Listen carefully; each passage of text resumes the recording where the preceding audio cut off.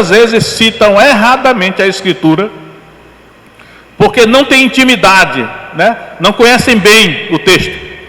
Por isso que eu vou citar o texto agora que esses escribas e fariseus citaram. Tipo assim, eles estavam querendo ensinar Padre Nosso Vigário, é um ditado que tem aí, né? Querendo ensinar Padre Nosso Vigário para Jesus, que conhecia muito bem a lei. Então, abra sua Bíblia em Deuteronômio, capítulo 22, e verso 22, que eu vou mostrar a lei, a Escritura que esses escribas e fariseus citaram para Jesus, né?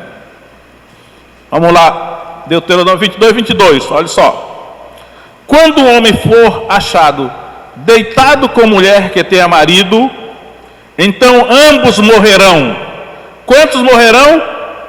Ambos morrerão. O homem que se deitou com a mulher e a mulher, assim tirarás o mal de Israel. Então, irmãos, isso é o que a lei dizia, né?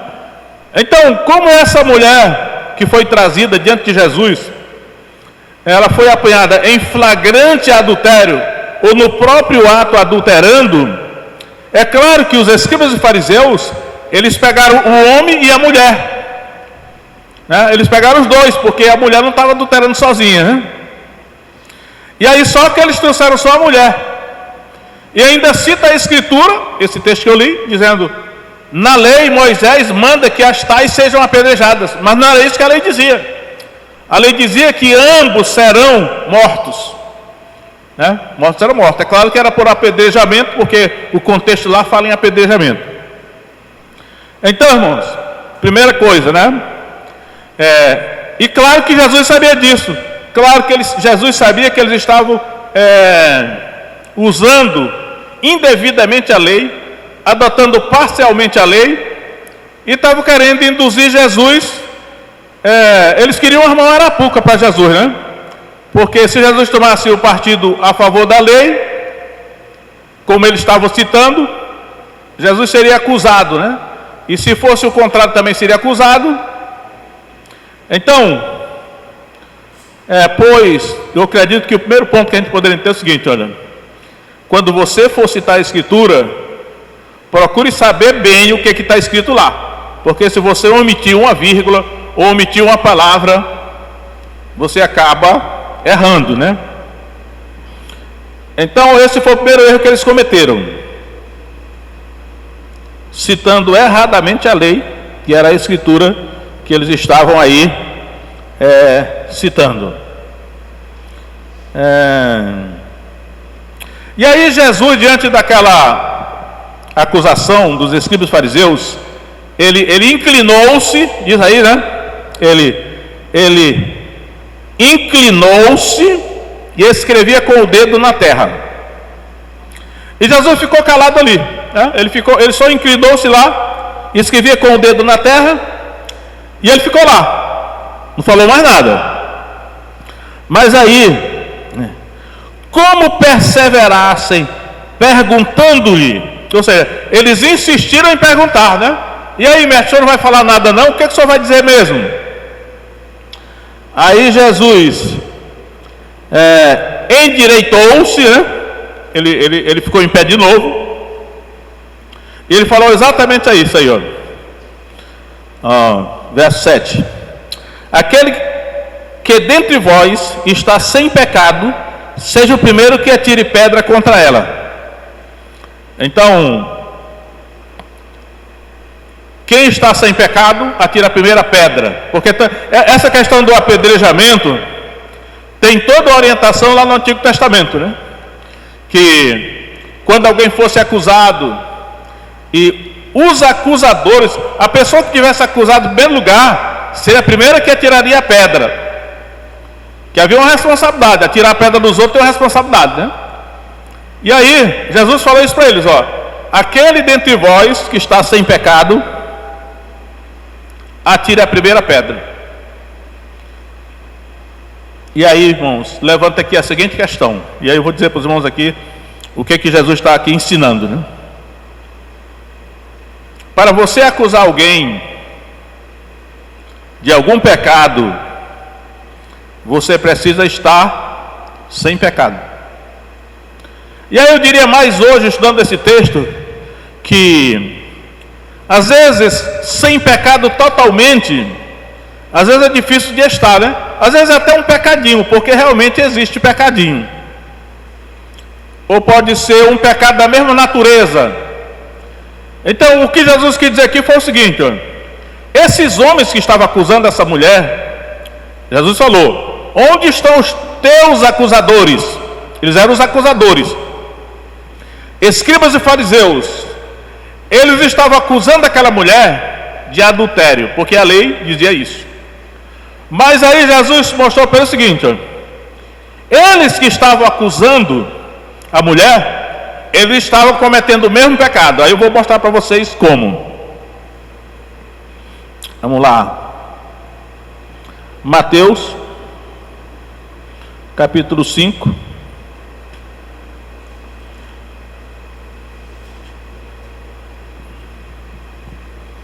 Verso 27.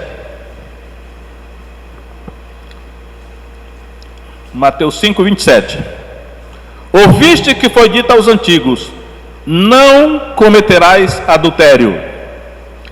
Eu vos digo, porém, que qualquer que atentar para uma mulher para cobiçar, já em seu coração cometeu adultério com ela. Agora vocês podem imaginar o seguinte, ó, naquele tempo, naquela época, naquela cultura, as mulheres, elas andavam bem cobertas, né? Não existia mini saia, não existia decote, não existia calça sensual. As mulheres eram todas descompostas. Aliás, até hoje no Oriente Médio, quando você encontra uma mulher, geralmente ela parece uma freira, né? Com o cabelo coberto, toda coberta, toda composta. Então, os homens daquela época não viviam vendo mulheres seminuas. E também não tinha televisão para ver as mulheres na televisão, né? Então, ver canela de mulher já seria um escândalo. E também não tinha estímulos sexuais. Portanto, aí vocês podem imaginar o seguinte: essa mulher foi pega no próprio ato adulterando. Naturalmente, quando os escribas e fariseus levaram a mulher para diante de Jesus, ou essa mulher foi levada nua ou seminua. Ou seja, a mulher estava ali oferecendo um espetáculo que os homens daquela época não eram acostumados a ver. Uma mulher seminua, ou até mesmo nua. Então o que acontecia com aqueles homens? É que eles estavam olhando para aquela mulher, naturalmente desejando aquela mulher, eles estavam se deliciando da concupiscência e da lascívia, porque eles não conseguiam tirar o óleo da mulher, porque ele estava fazendo as partes da mulher. E aí, Jesus sabia disso, né?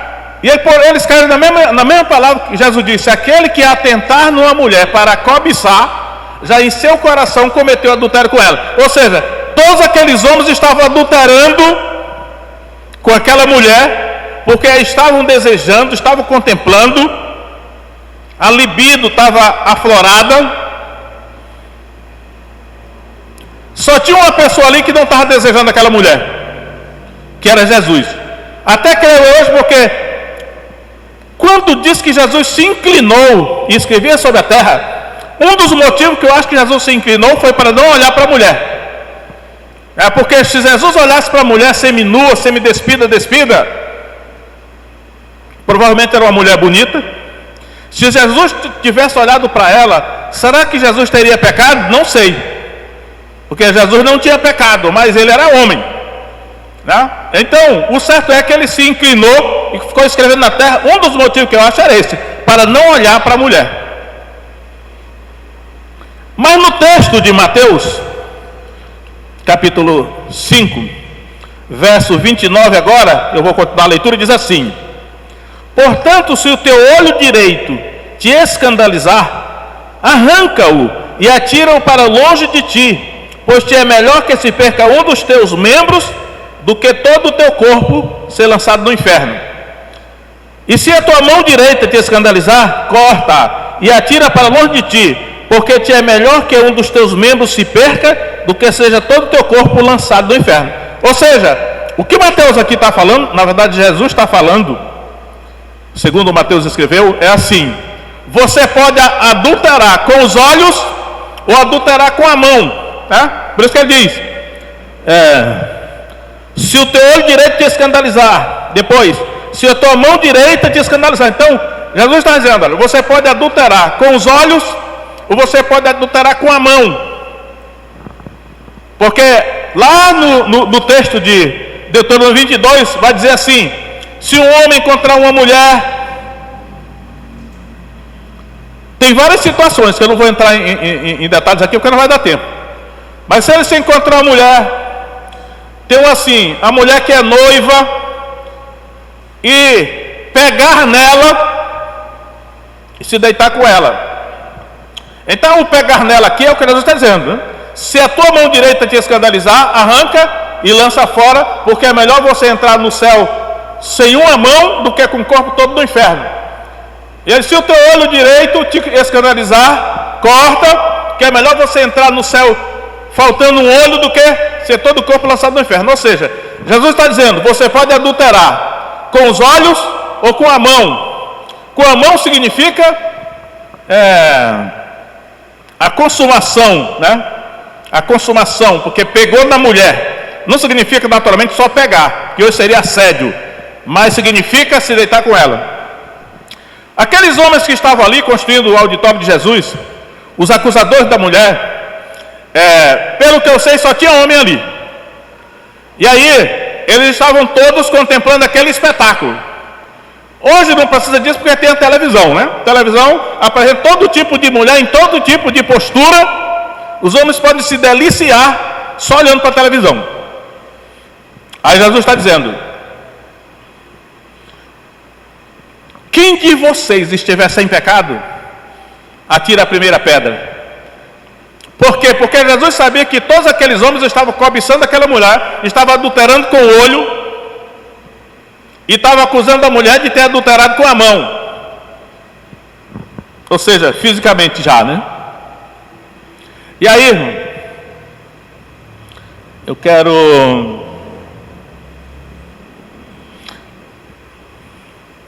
aqui alguns detalhes aqui que eu quero enfatizar agora aqui, o seguinte. Olha aí. Verso 9. Porém, ouvindo eles isto, acusados pela consciência, essa é a expressão que eu quero destacar aqui, ó irmãos. Acusados pela consciência. Saíram um a um, começando pelos mais velhos até os últimos. Olha só, a pergunta que eu faço é a seguinte, olha, cada detalhe da escritura é importante, olha. Começando pelos mais velhos até os últimos. Por que os mais velhos foram primeiros a se retirar? Há vários motivos. Um dos motivos é que os mais velhos, eu acho que talvez, como eles eram escribas e fariseus, eles eram versados no conhecimento da Escritura. Então, eles foram os primeiros a entender o que Jesus estava dizendo. Mas também tem a questão biológica e física, que é que os mais velhos estavam menos suscetíveis à atração daquela mulher, porque já estavam envelhecidos, a libido tinha diminuído, né? E aí, eles tiveram mais facilidade de começar a sair. Os mais jovens, que estavam cheios de hormônios, como é o nome do hormônio masculino? Testosterona. Os novos estavam cheios de testosterona, os hormônios estavam aflorando a flor da pele, eles não conseguiram deixar de olhar para aquela mulher, mas foram saindo de um por um. Só que aqui está dizendo, olha, acusados pela consciência, isso aqui é muito importante. Mostra que essas pessoas aqui, esses escribas e fariseus, eles tinham consciência. Eu quero dizer para os irmãos, a consciência, é interessante que a Bíblia fala muito em consciência, o Novo Testamento fala muito em consciência. E aí a Bíblia diz que a consciência é um tribunal que Deus colocou na nossa mente para nos acusar ou nos absolver na medida que nós fazemos do bem ou mal. A Bíblia diz que todo ser humano sabe o que é certo e o que é errado, porque a sua consciência vai acusar isso. Eu vou ler só um versículo aqui, em Romanos capítulo 2, verso 15, verso 14, Romanos 2, 14. Porque quando os gentios que não têm lei fazem naturalmente as coisas que são da lei, não tendo eles lei, para si mesmos são lei, os quais mostram a obra da lei escrita em seus corações, testificando juntamente a sua consciência e os seus pensamentos, quer acusando-os, quer defendendo-os. Então Paulo está dizendo que os gentios, que são os pagãos, que não são judeus nem cristãos, eles também têm consciência. E a consciência do ser humano mostra que a lei de Deus está escrita na consciência do ser humano. E quando o ser humano faz algo que é errado, que quebra a lei de Deus, a sua consciência o acusa. A sua consciência perde a paz. Talvez muitos até enlouquecem porque não sabem o que está acontecendo. Aí eles vão ao psicólogo, vão ao psiquiatra, vão ao neurologista, vão ao cardiologista. Só que o problema é a sua consciência que está ferida, a consciência que foi violada. Isso é o normal, um ser humano normal. Só que é o seguinte, em 1 Timóteo capítulo 4, verso 1, Paulo vai dizer assim, que nos últimos dias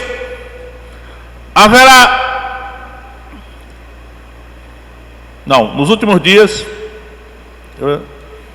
o Espírito diz especialmente, alguns apostatarão da fé, dando ouvidos a espíritos enganadores e a doutrina de demônios, pela hipocrisia de homens que falam mentira e têm a própria consciência cauterizada. E aí eu digo para os irmãos agora, o fenômeno da consciência cauterizada, a consciência cauterizada diz alguém que ela foi queimada com o cautério, ela foi se tornada insensível, ela não funciona mais. E é interessante que Paulo ele cita espíritos enganadores e demônios nesse contexto.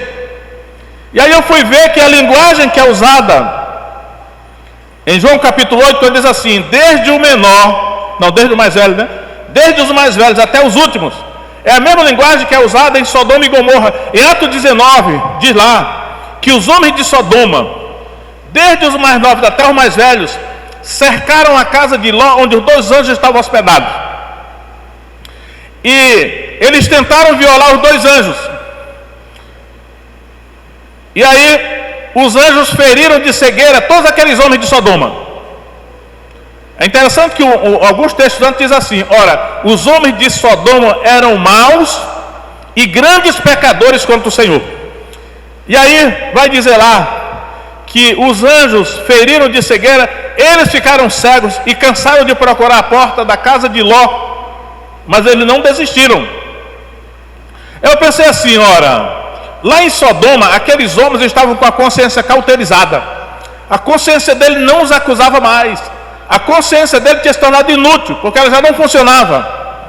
E aí, eu gosto muito de estudar psicologia, tenho vários livros de psicologia, tá? E nós estamos agora, nesses dias que nós estamos vivendo, existe um fenômeno que faz parte também da criminologia, do direito. E aí, dizem os estudiosos, né? Nós estamos numa época em que tem aumentado muito o número de pessoas com a consciência cauterizada. Eles são chamados pela psicologia de psicopata ou sociopatas.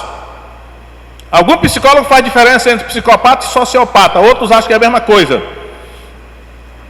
Eu acho que é a mesma coisa, até mesmo se você pegar a etimologia da palavra sociopata e psicopata. Pelo que eu estudo, o número de sociopatas e psicopatas no mundo está aumentando. Uma psicóloga que eu tenho um livro, ela diz assim, 4% da humanidade são psicopatas. Ela diz assim, onde houver 25 pessoas, um delas é psicopata.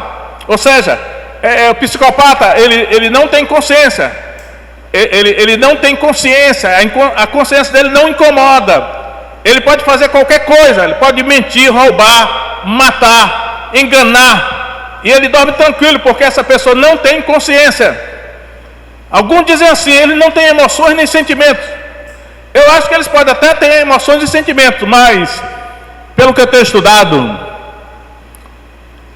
essas pessoas que são psicopatas ou sociopatas, que elas não têm consciência mais, a consciência delas foi cauterizada, tornada insensível, elas observam as pessoas normais, e elas aprendem o comportamento das pessoas normais, e elas são capazes de imitar os sentimentos, as emoções das pessoas normais, mas elas mesmas são incapazes de sentir esses sentimentos. Então, esse é um fenômeno que nós estamos vivendo. A pergunta é, dentro da igreja tem psicopata? Com certeza. Tem psicopata, tem sociopata dentro da igreja. E você nunca vai saber quem é, se você não conhecer bem, porque os psicopatas e sociopatas têm uma capacidade sobrenatural de enganar. Um ser humano normal não é páreo para um psicopata, a não ser que o Espírito Santo revele. Mas essas pessoas aqui que estão acusando essa mulher adúltera, ainda tinham consciência. Porque diz assim, acusados pela consciência, eles foram sair de um a um. Primeiro os mais velhos começaram a sair, depois os mais novos. E aí, irmãos, algo que eu percebi aqui é o seguinte, olha só. Esses homens, escribas e fariseus, que trouxeram essa mulher, que queriam apedrejá-la, a consciência deles foi ativada pela palavra de Deus. Quando Jesus disse, aquele que está sem pecado atira a primeira pedra, essa é a palavra de Deus, essa é a pregação, essa é a palavra que a Bíblia diz assim, assim será a palavra que sair da minha boca, não voltará para mim vazia, antes fará o que me apraz e prosperará naquilo para que eu enviei. Então, a palavra que Jesus falou, que é a palavra da pregação, que é a palavra de Deus, ativou a consciência daqueles homens. E aí eles foram acusados pela consciência. Eles entenderam que eles estavam cometendo o mesmo pecado que com a mulher, ainda que não tenham consumado, porque faltou oportunidade, mas que se tivesse oportunidade, provavelmente concretizariam. E aí a consciência deles foi ativada pela palavra de Deus. Por isso que eu digo, olha, tem gente que não gosta da pregação. Eu até estou percebendo o seguinte, tem muita coisa que eu falo lá na minha casa, mas não falo aqui, porque a pessoa tem que entender o contexto, né? A música não pode tomar o lugar da pregação. Mas nos tempos modernos agora, a música é que atrai multidões, a música é que atrai muita gente, mas não a pregação. Só que a música não tem o poder que a pregação da palavra tem para ativar a consciência. É por isso que Paulo diz assim, prega a palavra, a tempo e fora de tempo, quer seja oportuno, quer não, exorta, repreende, insta. Porque é a pregação da palavra de Deus que vai ativar a consciência. Tem muita consciência desativada. E aí eu pergunto, por que Paulo coloca demônios e espíritos enganadores no contexto da consciência cauterizada? É uma pergunta que eu tenho me feito. Eu tenho muito livro sobre psicopata. E aí eu me pergunto assim, esses psicopatas que ao longo da história se tornaram famosos, serial killer, há uma ação de demônios na vida dele? Provavelmente sim. Eu acredito que é a ação de demônios que cauteriza a consciência de pessoas para que elas não sintam mais culpa, e pode fazer tudo que for de errado e não sente problema nenhum. Mas a pregação da palavra de Deus ainda pode ativar a consciência do ser humano e fazer com que ele se arrependa. Aconteceu aqui no caso desses escribas e fariseus.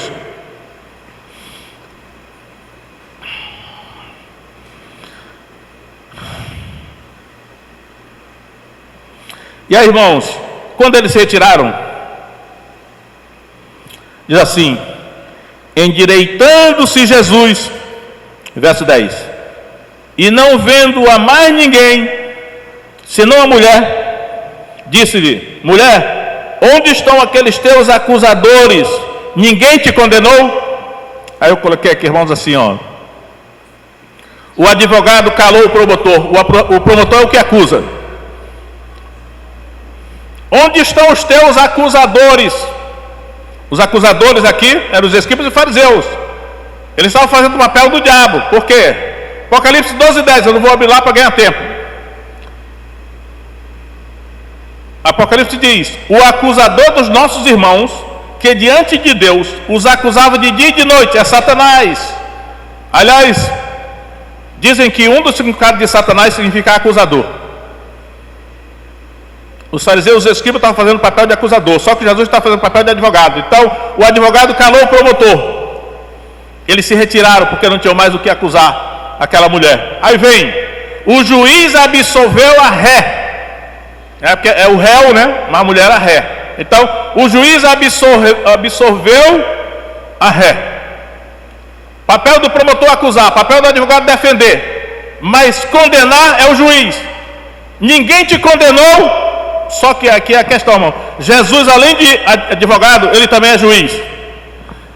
Jesus foi constituído por Deus para julgar os vivos e os mortos na sua vinda e no seu reino. Ele vai vir e ele vai julgar os vivos e os mortos. Ele é o juiz também. Ele diz assim: foi dada ao Filho do Homem a autoridade para julgar, porque é o Filho do Homem. Deus deu a Jesus a autoridade para julgar. Ele vai julgar todos, os vivos e os mortos. Então, o juiz não te condenou. Ele disse: nem eu te condeno, vai, não peques mais. Mas o juiz proibiu a reincidência. Ele disse para a mulher, não, porque alguma mulher pode dizer sim, ou até homem: ah, então Jesus não condena o adultério, né? Ele disse: vai, não peques mais. No texto de João 5:14, ele diz assim: já está escurado, não peques mais, para que não te aconteça alguma coisa pior. Então ele disse, proibiu a reincidência, né?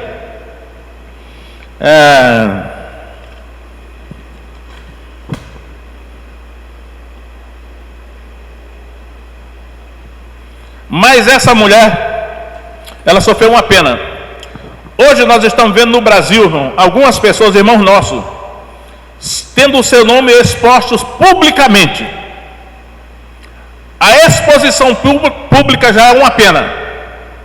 Então Jesus sabia que só o fato daquela mulher estar exposta publicamente dentro da população, provavelmente ela tinha marido, talvez até tivesse filho, tinha família. A vergonha para que ela foi exposta já era uma pena em si mesma. Talvez nunca mais aquela mulher seria a mesma, porque ela foi exposta publicamente. Alguns de nossos irmãos que estão sendo expostos publicamente é uma penalidade já, porque os nossos pecados podem até ficar ocultos, podemos resolver entre nós e Deus, mas quando o nosso pecado é exposto publicamente, isso já é uma penalidade em si. E eu termino dizendo o seguinte: